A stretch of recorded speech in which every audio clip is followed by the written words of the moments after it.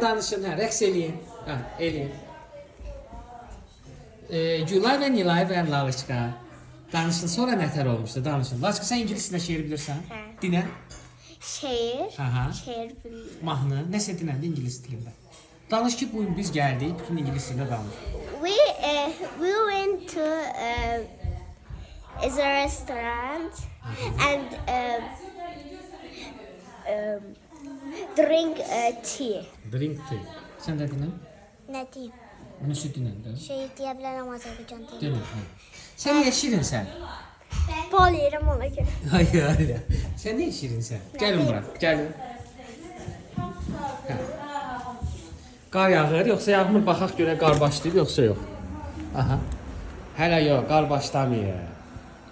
Ama qar yağacaq. Hə, qar yağacaq. Görsən nə qəşəngdir. Qar yağanda girəcək bunun içinə çimməyə. Hə? 24 saat. Sonra planlarınız nədir deyə? Gedin yemək yiyin, gedin yemək yiyin.